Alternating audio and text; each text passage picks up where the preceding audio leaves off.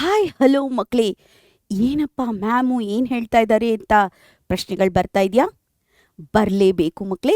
ಇವತ್ತು ನಾನು ಟಾಪರ್ ಸೀಕ್ರೆಟನ್ನು ಹೇಳ್ಕೊಡ್ತಾ ಇದ್ದೀನಿ.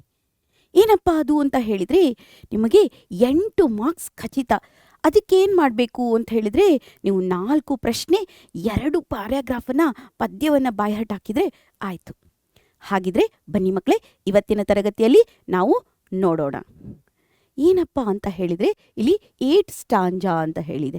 8 ಸ್ಟಾಂಜಾ ಮಾಡೋದಲ್ಲ, 8 ಕ್ವಶನ್ಸ್ ಅಂತ ಇಟ್ಕೊಳ್ಳಿ. ಓಕೆನಾ? ಇಲ್ಲಿ ನೋಡಿ, ಇಲ್ಲಿ ನಿಮಗೆ ಪದ್ಯ ಭಾಗದಲ್ಲಿ ಯಾವ ಕ್ವಶನ್ಸ್ ಬರುತ್ತೆ, ಗದ್ಯ ಭಾಗದಲ್ಲಿ ಯಾವ ಕ್ವಶನ್ಸ್ ಬರುತ್ತೆ ಅಂತ ಈಗಾಗಲೇ ಹೇಳಿಬಿಟ್ಟಿದ್ದಾರೆ ಅವರು. ಓಕೆ, ಈ ಪದ್ಯ ಭಾಗದಲ್ಲಿ ನಿಮಗೆ 4 ಅಂಕದ ಪ್ರಶ್ನೆ ಬರುತ್ತೆ. ಗದ್ಯ ಭಾಗದಲ್ಲಿ ಯಾವುದೇ 4 ಅಂಕದ ಪ್ರಶ್ನೆಗಳು ಬರಲ್ಲ ಮಕ್ಕಳೇ. ಯಾವುದು? ದ್ವಿತೀಯ ಭಾಷೆ ಕನ್ನಡದ ಮಕ್ಕಳಿಗೆ. ಮತ್ತೊಮ್ಮೆ ಹೇಳ್ತಾ ಇದ್ದೀನಿ, ದ್ವಿತೀಯ ಭಾಷೆ ಕನ್ನಡದ ಮಕ್ಕಳಿಗೆ ಗದ್ಯ ಭಾಗದಿಂದ ಯಾವುದೇ 4 ಅಂಕದ ಪ್ರಶ್ನೆಗಳು ಬರಲ್ಲ. ಪದ್ಯ ಭಾಗದಿಂದ ಯಾವ್ದು ಬರುತ್ತೆ ಅಂದರೆ, ಬೋಧಿ ವೃಕ್ಷದ ಹಾಡು ಇಲ್ಲೊಂದು ಬರುತ್ತೆ, ಹಾಗೆಯೇ ಗುರಿ, ಇದರಿಂದ 4 ಅಂಕದ ಪ್ರಶ್ನೆ ಬರುತ್ತೆ. ಸರಿನಾ? ಹಾಗಿದ್ರೆ ಯಾವ್ದು ನಿಮಗೆ ಬೋಧಿ ವೃಕ್ಷದ ಹಾಡು ಮತ್ತು ಗುರಿಯಿಂದ. ಹಾಗಿದ್ರೆ 4 ಅಂಕದ ಪ್ರಶ್ನೆಗಳು ಯಾವ್ದಿದೆ? 4 ಅಂಕದ ಪ್ರಶ್ನೆಗಳು ಯಾವುದಿದೆ ಅಂತಂದರೆ ಮಕ್ಕಳೇ, ನಿಮಗೆ 8, 10 ವಾಕ್ಯ ಇದೆ. ಹೌದಾ? ಹಾಗಿದ್ರೆ 2 ಪಾಠದಲ್ಲಿ 2, 8, 10 ವಾಕ್ಯ ಇದೆ. ಒಂದನ್ನು ಸರಿಯಾಗಿ ಕಲ್ಕೊಳ್ಳಿ ಸಾಕು. ನಿಮಗೆ ಸಾರಾಂಶವನ್ನು ನೀಟಾಗಿ ತಿಳ್ಕೊಂಡಿದ್ರೆ ನೀವು 2 ಆನ್ಸರನ್ನು ಬರಿಬೋದು. ಹಾಗಿದ್ರೆ ಒಂದು ಕ್ವಶನನ್ನು ಕರೆಕ್ಟಾಗಿ ತಿಳ್ಕೊಳ್ಳಿ. ಯಾವುದಪ್ಪ ಅದು ಅಂತ ಹೇಳಿದ್ರೆ, ಈಗ ಸಿದ್ಧಾರ್ಥನು ಬುದ್ಧನಾದ ಪರಿ ಹೇಗೆ ಅಂತ ಹೇಳಿದರೆ, ಇದರಲ್ಲಿ ನೀವು ಸಾರಾಂಶವನ್ನು ಬರೆದ್ರೆ ಆಯಿತು ಮಕ್ಕಳೇ. ಸಾರಾಂಶವನ್ನು ಬರೀರಿ. ಇದರಲ್ಲಿ ಏನೇನು ಇರಬೇಕು ಅಂತ ಹೇಳಿದ್ರೆ, ಫಸ್ಟ್ ಸ್ಟಾಂಜಾದಲ್ಲಿ ಏನಿದೆ, ಸೆಕೆಂಡ್ ಸ್ಟಾಂಜಾದಲ್ಲಿ ಏನಿದೆ, ಥರ್ಡ್ ಸ್ಟಾಂಜಾದಲ್ಲಿ ಏನಿದೆ, ಫೋರ್ತ್ ಸ್ಟಾಂಜಾದಲ್ಲಿ ಏನಿದೆ, ಅದಿಷ್ಟನ್ನು ಕೀವರ್ಡ್ಸ್ ಮುಖಾಂತರ ಬರಿಬೇಕು. ಹೇಗೆ ಅಂತ ಹೇಳಿದರೆ, ನೀವು ಫಸ್ಟ್ ಸ್ಟಾಂಜಾದಲ್ಲಿ ಏನಿತ್ತು, ಏಕಾಂಗಿಯಾಗಿ ಹೊರಟ, ಆಮೇಲೆ ಕಾಡು ಕಾಡು ಅಲ್ಲದ, ಆಮೇಲೆ ನಾಡಿನ ಅರ್ಥ ತಿಳಿತು, ಹೀಗೆ ಬರಿತಾ ಹೋಗಬೇಕು. ಹಾಗೆ ಬರೆದ್ರೆ ನಿಮಗೆ ಖಂಡಿತವಾಗ್ಲೂ 4 ಅಂಕ ಬರುತ್ತೆ. ಹಾಗೆ 8 ಪಾಯಿಂಟನ್ನು ಇಟ್ಕೊಳ್ಳಿ. ಅಂದರೆ ಒಂದು ಸ್ಟಾಂಜಾದಲ್ಲಿ 2 ಪಾಯಿಂಟ್ಸ್ ಇಟ್ಕೊಂಡ್ರೆ ನೀವು 2 ಪಾಯಿಂಟ್ಸಿಗೆ 2 ಲೈನ್ ಬರಿಬೋದು. ಹಾಗೆ 4 ಸ್ಟಾಂಜಾ ಇದೆ, 4 ಸ್ಟಾಂಜಾಗೆ ನೀವು 8 ಲೈನ್ ಬರಿಬೋದು. ಲಾಸ್ಟಲ್ಲಿ ಕನ್ಕ್ಲೂಷನ್ 1 ಲೈನು, ಸ್ಟಾರ್ಟಿಂಗ್ 1 ಲೈನ್ ಬರೆದ್ರೆ 10 ಲೈನ್ ಹಾಗೆ ಹೋಗುತ್ತೆ. ಹಾಗಿದ್ರೆ ಏನು ಮಾಡಬೇಕು ಮೇಡಮ್ ಅಂತ ಹೇಳಿದ್ರೆ, 8, 10 ವಾಕ್ಯಕ್ಕೆ ಸಾರಾಂಶವನ್ನು ಚೆನ್ನಾಗಿ ಕಲ್ತೀರಿ. ಇದು ಸಾರಾಂಶ ಆಧಾರಿತನೇ. ಸಿದ್ಧಾರ್ಥನು ಬುದ್ಧನಾದ ಪರಿ ಹೇಗೆ ಅಂದರೆ ಪೂರ್ತಿಯಾಗಿ ಬರಿತಾ ಹೋಗಬೇಕು. ಸರಿನಾ ಮಕ್ಕಳೇ? ನೆಕ್ಸ್ಟ್ ಹೋಗ್ತಾ ಇದ್ದೀನಿ ನೋಡಿ. ಸೆಕೆಂಡ್ ಕ್ವಶನು, ಸಿದ್ಧಾರ್ಥನು ಬುದ್ಧನಾದ ಸಂದರ್ಭದಲ್ಲಿ ಪ್ರಕೃತಿ ಏನು ಮಾಡ್ತು ಅಂತಂದರೆ, ಮರ ಏನು ಮಾಡ್ತು, ಬಳ್ಳಿಯನ್ನು ತಬ್ಕೊಳ್ತು, ಕೋಗಿಲೆ ಧ್ವನಿ ಒಂದು ಕೇಳ್ತು, ಶುಕ್ರಗ್ರಹ ಮೂಡ್ತು ಅಂತೆಲ್ಲ ಇದೆಲ್ಲ, ಅವುಗಳ ಎಲ್ಲವನ್ನು ಬರಿಬೇಕು ಮಕ್ಕಳೇ. ಅವೆಲ್ಲ ಕೀವರ್ಡ್ಸ್ ಆಗಿರುತ್ತೆ.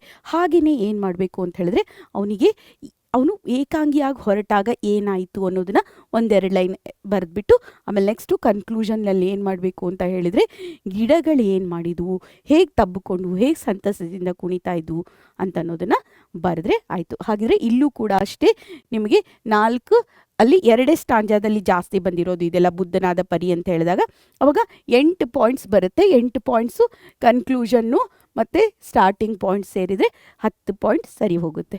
ಏನು ಮಾಡಬೇಕು ಅಂತ ಹೇಳಿದರೆ, ಇಲ್ಲಿ ಸಾರಾಂಶವನ್ನು ಕಲಿಬೇಕು. ಓಕೆನಾ ಮಕ್ಕಳೇ? ನೆಕ್ಸ್ಟ್ ಕ್ವಶನು, ಇಲ್ಲಿ ಅಡಿಗರ ಪ್ರಕಾರ ಜೀವನ ಯಾವಾಗ ಸಾರ್ಥಕವಾಗುತ್ತದೆ? ಇದು ಕೂಡ ಸಾರಾಂಶ ಕಲ್ತ್ಬಿಡಿ ಸಾಕು. ಇದು ಸಾರಾಂಶ ಕಲ್ತ್ಬಿಟ್ರೆ ಪೂರ್ತಿಯಾಗಿ ಗುರಿ ಪದ್ಯದ ಸಾರಾಂಶವನ್ನು ಬರೆದ್ರೆ ಸರಿ ಹೋಗುತ್ತೆ.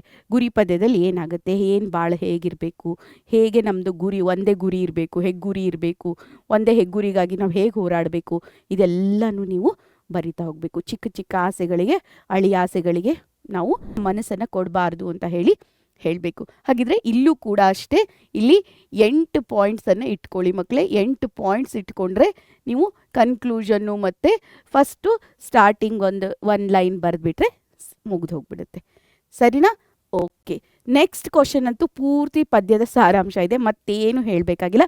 ಎಲ್ಲ ಪ್ಯಾರಾಗ್ರಾಫಿನ ಜಿಸ್ಟನ್ನು ತೊಗೊಂಡು 1 ಅಥವಾ 2 ಲೈನಲ್ಲಿ 2 ಲೈನ್ ಹಂಗೆ ಬರಿತಾ ಹೋಗಿ 8 ಲೈನ್ ಆಗುತ್ತೆ. ಸ್ಟಾರ್ಟಿಂಗ್ ಅಂತೂ ನೀವು ಜೀವನಕ್ಕೆ ಒಂದು ಉತ್ತಮವಾದ ಗುರಿ ಇರಬೇಕು, ಅಥವಾ ಒಂದು ಸ್ವಲ್ಪ ಇಂಟ್ರೊಡಕ್ಷನ್ ಬರದೇ ಬರ್ತಾರೆ. ಅಡಿಗರ ಪ್ರಕಾರ ಗುರಿ ಪದ್ಯದಲ್ಲಿ ಹೀಗಾಗುತ್ತೆ ಅಂತ ಹೇಳಿ ಶುರು ಮಾಡಿದ್ರು ಸರಿ.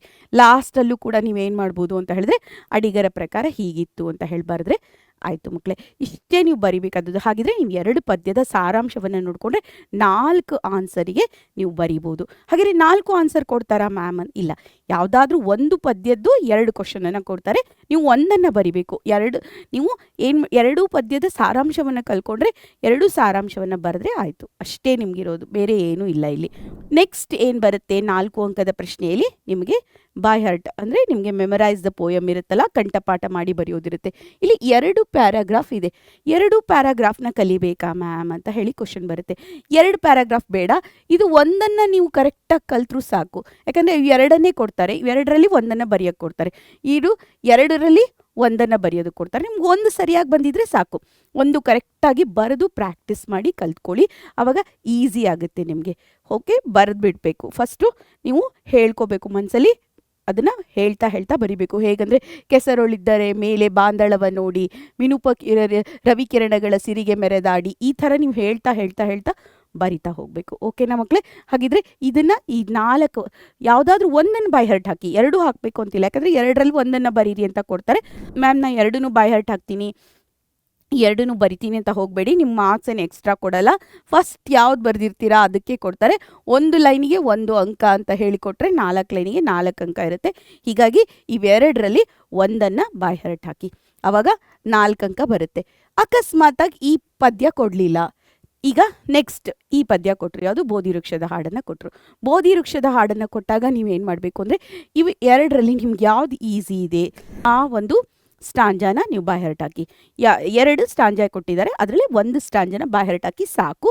ಇವೆರಡರಲ್ಲೇ 1 ಬರೀರಿ ಅಂತ ಕೊಡ್ತಾರೆ, ಆ ಒಂದನ್ನೇ ಬರೀರಿ, 4 ಲೈನ್ ಬರೀರಿ. 1 ಲೈನಿಗೆ 1 ಅಂಕ ಅಂತ ಹೇಳಿರುತ್ತೆ, 4 ಲೈನಿಗೆ 4 ಅಂಕ ಅಂತ ಇರುತ್ತೆ. ಇಲ್ಲಿ ಸ್ಪೆಲ್ಲಿಂಗ್ಸ್ ಮಿಸ್ಟೇಕ್ಸ್ ಮಾಡಬೇಡಿ, ಕನ್ನಡದ ಒತ್ತು ಕೊಂಬು ಆ ಥರ ಎಲ್ಲ ಮಿಸ್ಟೇಕ್ಸ್ ಮಾಡಬೇಡಿ, ಯಾಕಂದರೆ ಇದರಲ್ಲಿ ತುಂಬ ಕನ್ಸಿಡರ್ ಆಗುತ್ತೆ. ಯಾಕಂದರೆ ಎಲ್ಲ ಸೇರಿ ಬರೀ 1 ಲೈನ್ ಬರೆದಕ್ಕೆ 1 ಅಂಕ ಕೊಡ್ತಾ ಇರ್ತಾರೆ, ಅದು ಮನೆಯಲ್ಲಿ ನೀವು ಬೈ ಹಾರ್ಟ್ ಹಾಕ್ಕೊಂಡು ಬಂದಿದ್ದಕ್ಕೆ.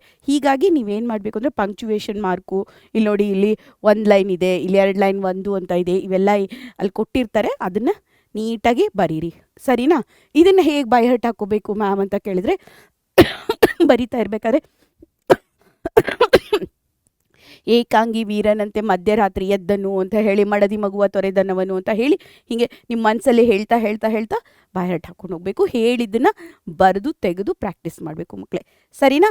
ಹಾಗಿದ್ರೆ ಇವೆರಡರಲ್ಲಿ 1 ಬೈ ಹಾರ್ಟ್ ಹಾಕಿ, ಅಲ್ಲಿ ಗುರಿಯಲ್ಲಿ 2ರಲ್ಲಿ 1 ಬೈ ಹಾರ್ಟ್ ಹಾಕಿ, ಹಾಗೆಯೇ ಗುರಿ ಪದ್ಯದ ಸಾರಾಂಶವನ್ನು ನೋಡ್ಕೊಳ್ಳಿ, ಆಮೇಲೆ ಬೋಧಿ ವೃಕ್ಷದ ಹಾಡಿನ ಸಾರಾಂಶವನ್ನು ನೋಡ್ಕೊಳ್ಳಿ ಮಕ್ಕಳೇ. 4 ಅಂಕ ಪ್ಲಸ್ 4 ಅಂಕ 8 ಅಂಕ ನಿಮಗೆ ನಿಮ್ಮ ಪಾಕೆಟಲ್ಲಿ ಬಂತು. ಸರಿನಾ? ಹಾಗಿದ್ರೆ ಈ ಒಂದು ಮಾಹಿತಿ ನಿಮ್ಗೆ ಇಷ್ಟ ಆಯ್ತಾ ಮಕ್ಕಳೇ? ಇಷ್ಟ ಆಯ್ತಾ? ಈ ಮಾಹಿತಿ ನಿಮ್ಗೆ ಇಷ್ಟ ಆಯಿತು ಅಂತ ಹೇಳಿದರೆ ಮರೀದೆ ಇದನ್ನು ಲೈಕ್ ಮಾಡಿ, ಫಸ್ಟ್ ಈ ವಿಡಿಯೋನ ಲೈಕ್ ಮಾಡಿ, ನಿಮ್ಮ ಫ್ರೆಂಡ್ಸಿಗೂ ಕೂಡ ಶೇರ್ ಮಾಡಿ. ಹಾಗೆಯೇ ಏನು ಗೊತ್ತಾ, ಇದನ್ನ ನಿಮಗೆ ಇನ್ನೂ ಹೆಚ್ಚಿನ ಮಾಹಿತಿ ಬೇಕು ಅಂತ ಹೇಳಿದರೆ, ಅಥವಾ ನಿಮ್ಗೆ ಯಾವ ಥರ ಮಾಹಿತಿ ಬೇಕು ಅಂದರೆ ಕಮೆಂಟ್ ಮಾಡಿ, ಮತ್ತು ಮರೀದೆ ನಮ್ಮ ಪರೀಕ್ಷೆ ಚಾನಲನ್ನು ಸಬ್ಸ್ಕ್ರೈಬ್ ಮಾಡಿ ಮಕ್ಕಳೇ. ಹಾಗಿದ್ರೆ ನಾನು ನಿಮ್ಮ ಕನ್ನಡ ಶಿಕ್ಷಕಿ ವಾಣಿ ಕುಲಕರ್ಣಿ ಈ ತರಗತಿಯನ್ನು ಇಲ್ಲಿಗೆ ಮುಗಿಸ್ತಾ ಇದ್ದೀನಿ ಮಕ್ಕಳೇ. ನನ್ನ ಜೊತೆ ಸ್ಟೇ ಟ್ಯೂನ್ ಆಗಿರಿ ಮಕ್ಕಳೇ.